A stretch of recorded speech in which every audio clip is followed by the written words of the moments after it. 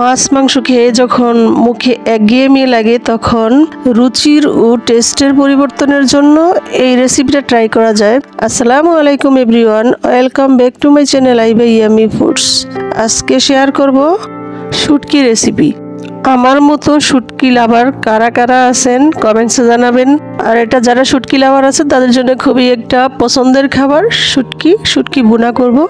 আমি প্রথমে প্যানে 2 চামচের মতো তেল দিয়ে দিলাম আর 2 মুঠোর মতো পেঁয়াজ দিয়ে দিলাম।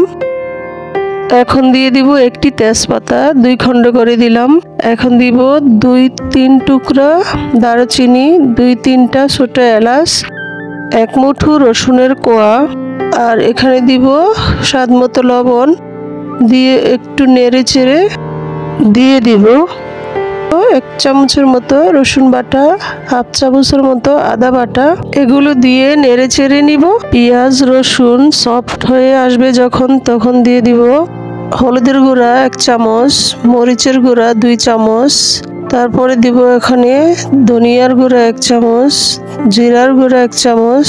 এগুলো সব মশলাগুলি একসাথে ভালোভাবে একটু কষিয়ে নেব। তার জন্য একটু পানি দিয়ে দিলাম যাতে মশলাটা না পুড়ে যায়। এখন এগুলি একসাথে সব কষিয়ে নেব। কষাতে কষাতে যখন মশলাটা একদম সফট হবে আর একটু পানি দিয়ে দিলাম।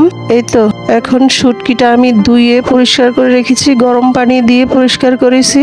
আমি টাকি শুটকি নিয়েছি, আপনারা যে কোনো শুটকি নিতে পারেন।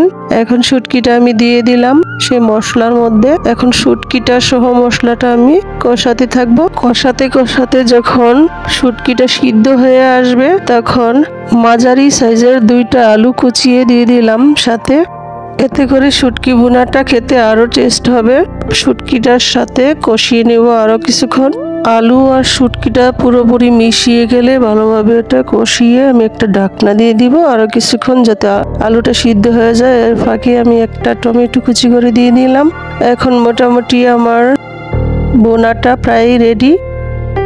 এই মুহূর্তে কেউ চাইলে কাঁচামরিচ ধনেপাতা দিতে পারেন, কিন্তু আমি মরিচ একটু 2 চামচ দিয়েছি তাই আর কাঁচামরিচ দেব না। এখন আপনাদের স্বাদ অনুযায়ী মরিচটা দিতে পারেন। শুটকি ভুনাটা দেখুন, জাস্ট ওয়াও।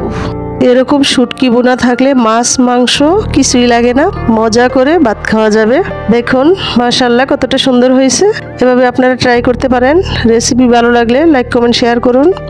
ফ্রেন্ডস অ্যান্ড ফ্যামিলির সাথে এমন সুন্দর সুন্দর ভিডিও পেতে আমার চ্যানেলটিকে সাবস্ক্রাইব করুন এবং পাশে থাকা বেল আইকনে ক্লিক করে রাখুন।